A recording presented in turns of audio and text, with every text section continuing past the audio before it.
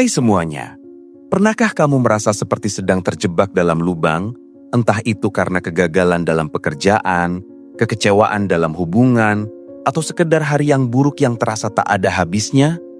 Rasanya seperti energi terkuras, semangat luntur, dan kita hanya ingin meringkuk di bawah selimut. Nah, disinilah konsep pemulihan ala atlet mental jadi sangat relevan.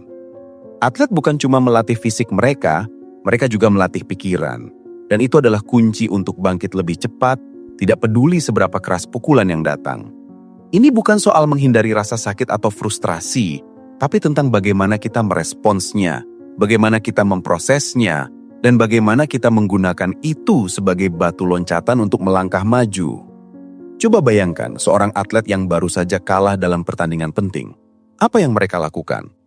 Apakah mereka terus-menerus meratapi kekalahan itu, membiarkan diri mereka tenggelam dalam penyesalan? Mungkin pada awalnya iya, wajar sekali merasa kecewa atau marah.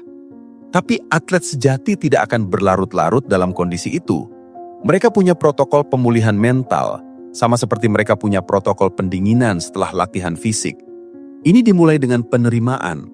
Penerimaan bukan berarti menyerah atau pasrah, tapi lebih kepada mengakui kenyataan yang ada. Oke, saya kalah, ini terjadi. Tanpa penerimaan, kita akan terus-menerus melawan kenyataan yang hanya akan menguras energi dan menunda proses pemulihan. Bayangkan kamu sedang berlari dan tersandung.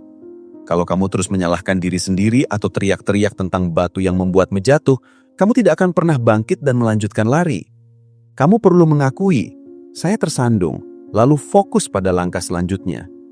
Setelah penerimaan, atlet mental biasanya melakukan analisis tanpa menghakimi. Ini adalah proses evaluasi yang objektif. Apa yang salah? Apa yang bisa diperbaiki? Ini bukan tentang mencari-cari kesalahan untuk disalahkan, melainkan untuk belajar. Contohnya, seorang atlet tenis mungkin akan menonton rekaman pertandingan mereka, melihat di mana pukulan mereka meleset, atau strategi mereka kurang efektif. Dalam kehidupan kita, ini bisa berarti merefleksikan kembali proyek yang gagal di kantor. Apa yang bisa saya lakukan berbeda lain kali? Apakah ada keterampilan yang perlu saya asah? Atau dalam hubungan pribadi, apakah ada pola komunikasi yang perlu saya ubah? Kuncinya di sini adalah tanpa menghakimi. Hindari menyalahkan diri sendiri dengan kata-kata kasar seperti bodoh atau ceroboh. Alih-alih, fokuslah pada tindakan dan hasilnya, bukan pada identitasmu. Ini adalah tentang perilaku, bukan tentang karakter. Lalu datanglah fase melepaskan emosi. Ini penting sekali. Banyak dari kita cenderung menekan emosi negatif karena merasa tidak nyaman atau takut terlihat lemah. Tapi, menekan emosi seperti menyimpan sampah di dalam rumah. Lama-lama baunya akan menyebar dan meracuni suasana. Atlet di sisi lain, seringkali punya cara sehat untuk melepaskan emosi mereka. Bisa dengan berbicara dengan pelatih atau psikolog olahraga, menulis di jurnal, atau bahkan dengan aktivitas fisik yang intens untuk melampiaskan energi negatif. Untuk kita, ini bisa berarti curhat pada teman yang dipercaya, menulis diary, menangis jika perlu, atau melakukan aktivitas yang kamu nikmati untuk mengalihkan pikiran sementara. Penting untuk membiarkan emosi itu mengalir, bukan menahannya. Setelah emosi terproses, barulah kita bisa berpikir lebih jernih dan mengambil tindakan konstruktif. Salah satu teknik paling kuat yang digunakan atlet mental adalah reframe. Ini adalah kemampuan untuk melihat situasi dari sudut pandang yang berbeda, mengubah narasi negatif menjadi sesuatu yang lebih memberdayakan. Kekalahan bukan lagi bencana, tapi pelajaran berharga. Kesulitan bukan lagi halangan, tapi kesempatan untuk tumbuh. Ini bukan tentang menipu diri sendiri atau menyangkal kenyataan, tapi tentang memilih interpretasi yang paling berguna untuk kemajuanmu. Misalnya, jika kamu dipecat dari pekerjaan, daripada berlarut-larut dalam pikiran, saya tidak berguna, kamu bisa mereframe menjadi, ini adalah kesempatan untuk mencari pekerjaan yang lebih sesuai dengan passion saya. Atau, saya bisa menggunakan waktu ini untuk mengembangkan keterampilan baru. Cara kita membingkai awareness sangat mempengaruhi bagaimana kita merasakannya dan bagaimana kita meresponsnya. Setelah semua proses itu, atlet mental akan fokus pada penetapan tujuan yang jelas dan realistis untuk masa depan. Ini bukan hanya tujuan besar, tapi juga langkah-langkah kecil yang bisa diambil segera.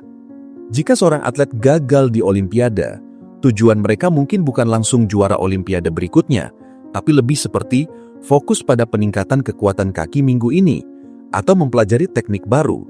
Dalam hidup, ini bisa berarti besok saya akan mulai mencari lowongan pekerjaan baru, atau saya akan mendaftar kursus online untuk skill ini. Tujuan yang spesifik dan terukur memberikan arah dan memulihkan rasa kendali. Ini juga membantu mengalihkan fokus dari apa yang hilang ke apa yang bisa dicapai. Aspek penting lain dari pemulihan ala atlet mental adalah rutinitas dan disiplin. Atlet punya jadwal latihan yang ketat, pola makan teratur, dan waktu istirahat yang cukup. Ini bukan hanya untuk fisik mereka, tapi juga untuk stabilitas mental. Rutinitas memberikan struktur dan prediktabilitas yang bisa sangat menenangkan di tengah ketidakpastian. Ketika hidup terasa berantakan, kembali ke rutinitas sederhana seperti bangun di waktu yang sama, berolahraga sebentar atau membaca buku, bisa memberikan pondasi yang kokoh untuk membangun kembali dirimu. Disiplin itu bukan tentang memaksakan diri melakukan hal yang tidak disukai, melainkan tentang komitmen pada tujuan jangka panjang, bahkan saat motivasi sedang rendah. Tak kalah penting adalah lingkungan dan dukungan sosial. Atlet punya tim pelatih, fisioterapis, dan rekan tim yang mendukung mereka. Kita juga perlu tim kita sendiri. Orang-orang yang bisa mendengarkan tanpa menghakimi, yang bisa memberikan perspektif baru, dan yang bisa mengingatkan kita tentang kekuatan kita. Ini bisa teman, keluarga, mentor, atau bahkan komunitas online yang positif. Hindari orang-orang yang hanya menambah beban negatif atau meragukan kemampuanmu. Lingkungan yang positif bisa menjadi bensin proses pemulihanmu. Dan yang terakhir, tapi seringkali dilupakan, adalah pemulihan dan istirahat yang berkualitas. Atlet tahu betul bahwa tubuh dan pikiran perlu istirahat untuk bisa berfungsi optimal. Ini bukan kemewahan, tapi kebutuhan. Kurang tidur, stres yang menumpuk, dan kurangnya waktu untuk bersantai hanya akan memperpanjang proses pemulihan. Pastikan kamu memberikan dirimu waktu untuk mengisi ulang energi, entah itu melalui tidur yang cukup, meditasi, hobi yang menenangkan, atau sekedar melakukan hal-hal yang kamu nikmati, tanpa tekanan. Pemulihan mental sama pentingnya dengan pemulihan fisik. Jadi, ketika hidup melemparkan pukulan, ingatlah teknik pemulihan ala atlet mental ini. Mulailah dengan menerima apa yang terjadi, lalu analisis tanpa menghakimi. Lepaskan emosi dengan cara yang sehat. Reframe pandanganmu, tetapkan tujuan baru, pertahankan rutinitas, cari dukungan, dan jangan lupakan pentingnya istirahat. Ini bukan jalan pintas untuk menghindari rasa sakit, tapi peta jalan untuk menavigasi kesulitan dengan lebih efektif, bangkit lebih cepat, dan pada akhirnya menjadi versi dirimu yang lebih kuat dan tangguh, karena pada akhirnya hidup itu seperti pertandingan, akan ada kalah dan menang. Tapi yang terpenting adalah bagaimana kita bangkit setelah jatuh.